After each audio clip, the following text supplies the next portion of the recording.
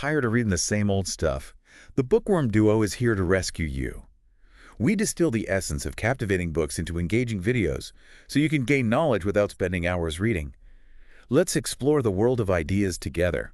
Buckle up, because today we're taking a deep dive into the life of Bill Gates. Bill Gates? Yeah, Bill Gates. We've got excerpts from All Notes 122511024 and the biography Billionaire, Nerd, Savior, King, Bill Gates and His Quest to Shape Our World by Anupreeta. Oh, wow. We're going to trace his path from tech superstar to global philanthropist. And trust me, the story is way more complex than you might think. I bet. It's really intriguing how much Gates's personal life and public image have, shaped each other over the years. It's almost like they've grown together. You know, it's funny you should say that. Yeah. Because let's start with the image we're all familiar with.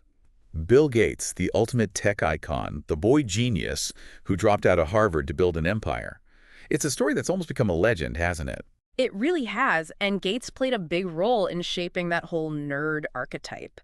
But as Microsoft grew and grew, that image started to get more complicated. Right, because suddenly everyone's comparing him to those Gilded Age robber barons. Robber baron. Like John D. Rockefeller. Oh, yeah.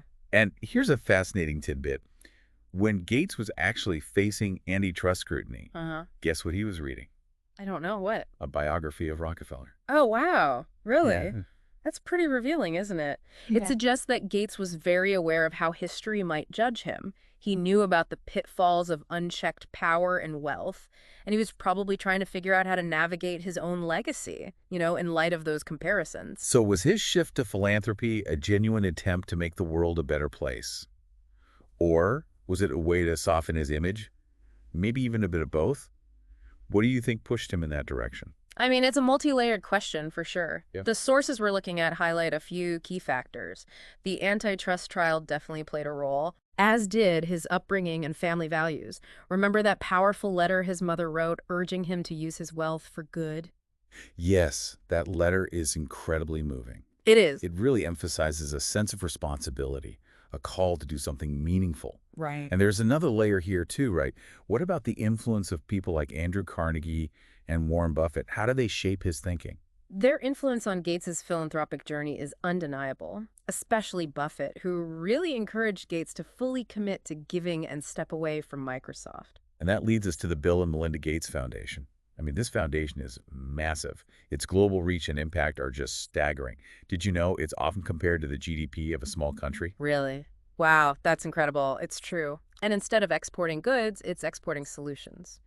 Gates's approach to philanthropy is really interesting. He calls it catalytic philanthropy, and it's all about creating big change by strategically investing in areas with high potential for progress. So even in philanthropy, he's still applying that business mindset. But this time it's focused on tackling global issues like poverty and disease. But of course, this approach has attracted some criticism too, right? What are some of the concerns people have raised?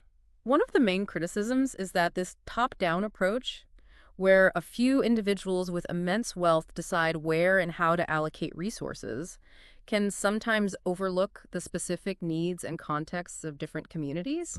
There's a worry that it might reinforce existing power structures instead of truly empowering those communities to create their own solutions. That's a really important point. Yeah. And then there's the whole issue of motivations. Yeah. Some people argue that even the most generous acts of philanthropy can be driven, at least in part, by a desire to improve one's image or reduce their tax burden. Yeah, is it even possible to separate altruism from self-interest in this context? It's a complex question Oh, that we'll delve into more deeply later. But for now, let's shift our focus to something else that plays a huge role in shaping public perception. The Bill Gates image machine. Image machine. There's a whole strategy behind crafting and maintaining his public persona. I mean, it's like watching a carefully orchestrated performance. It really is. Think about those Reddit AMAs he does. It's almost like a king holding court with his digital subjects, answering their questions and offering insights into his life. Then you have those carefully chosen public appearances.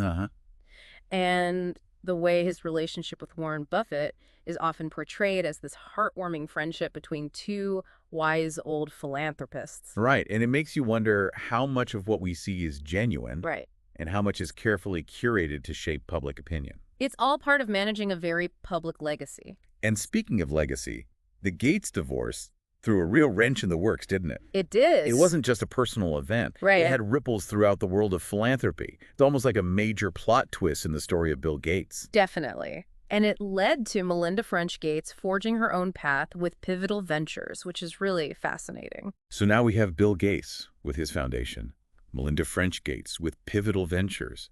It's like watching two powerful forces, each with their own vision, trying to shape the future of philanthropy. Mm-hmm. It makes you wonder, doesn't it, how their different approaches and messaging will play out in the long run. What do you think? Are we going to see these two paths converge or diverge? That's a great question, and one that's still unfolding. But before we get into that, I think it's important to zoom out a bit and consider the broader implications of billionaire philanthropy. Okay.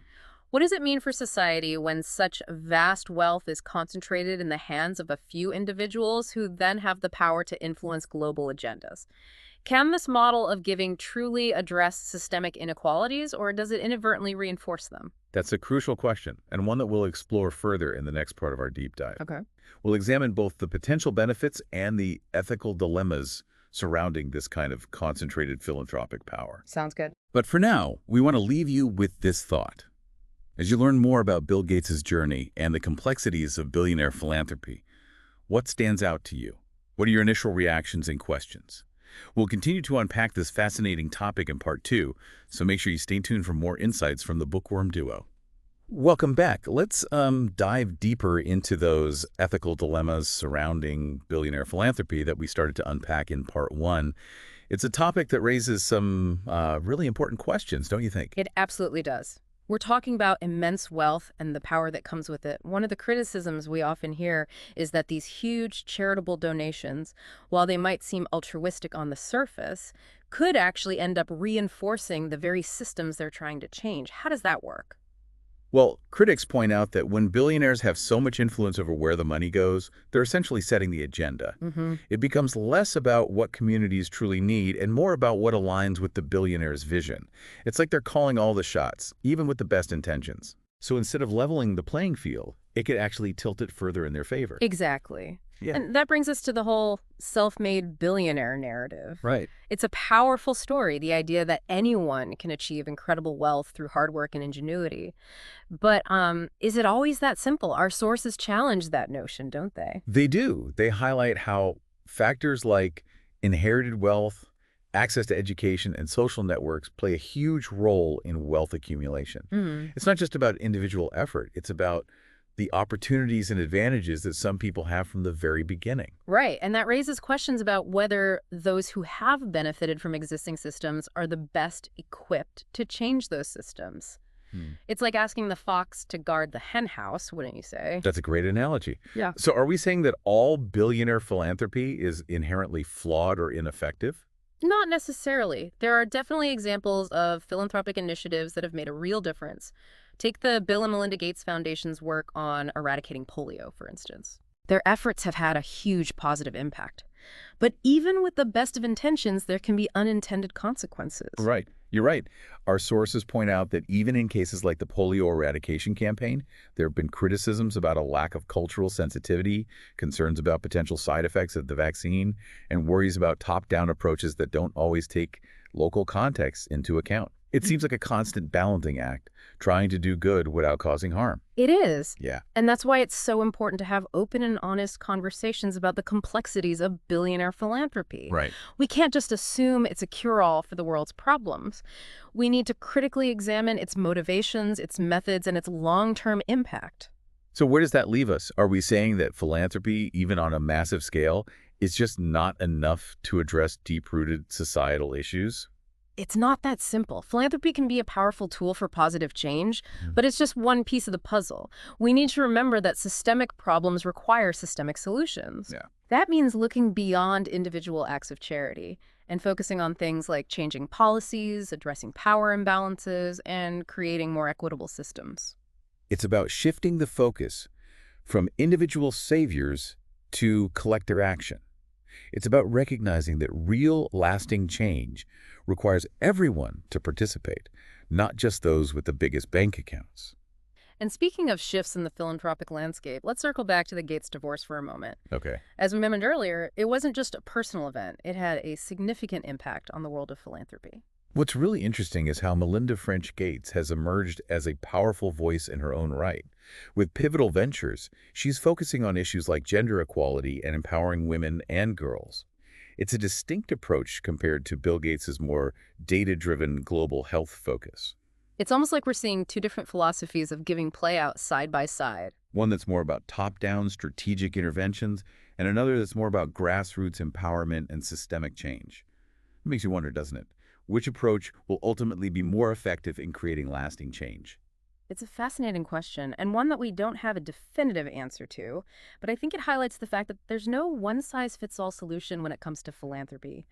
And as we move into the final part of our deep dive, I think it's crucial to keep this in mind. Whose voices are being amplified in these conversations about philanthropy, and whose voices are being silenced? That's a powerful question to consider. It gets to the heart of who has power and who gets to decide what issues are prioritized.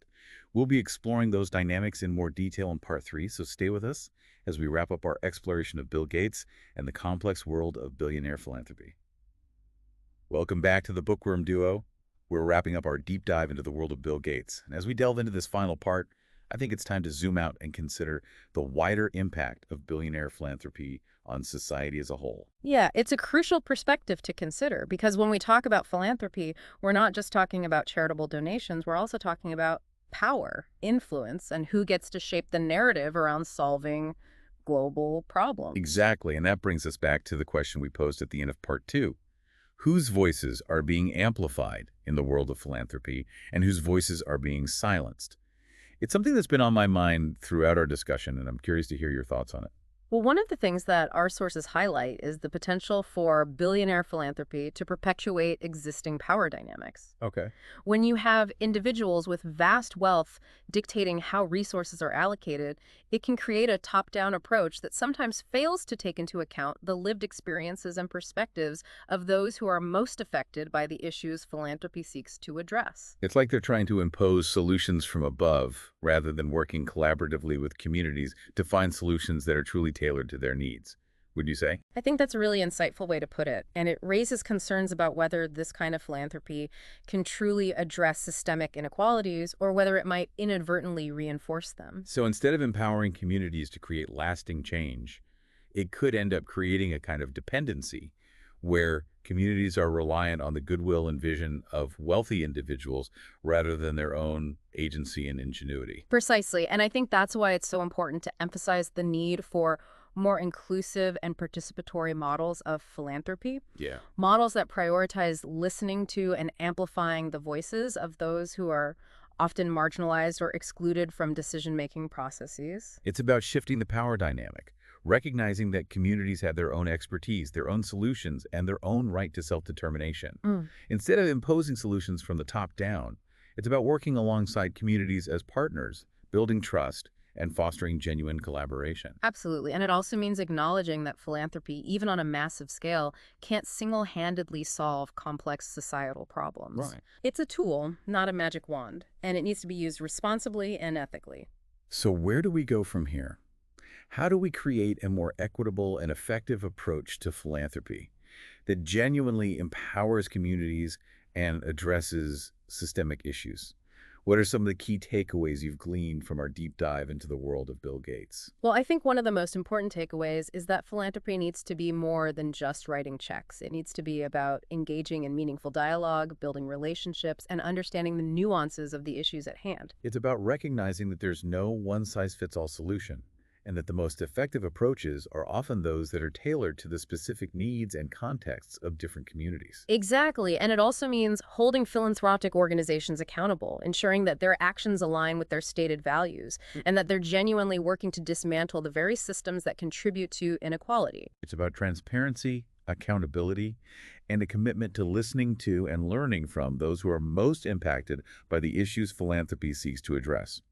It's about shifting the focus from individual saviors to collective action, recognizing that real progress requires a shared commitment and a willingness to challenge the status quo. I think that's a great way to sum it up. Philanthropy has the potential to be a powerful force for good in the world. But it's up to all of us to ensure that it's used in a way that is just, equitable, and truly transformative. And that's a wrap. Did you enjoy this episode? We hope so. Subscribe to the Bookworm Duo for more mind-expanding book reviews. Don't forget to share the love and spread the word.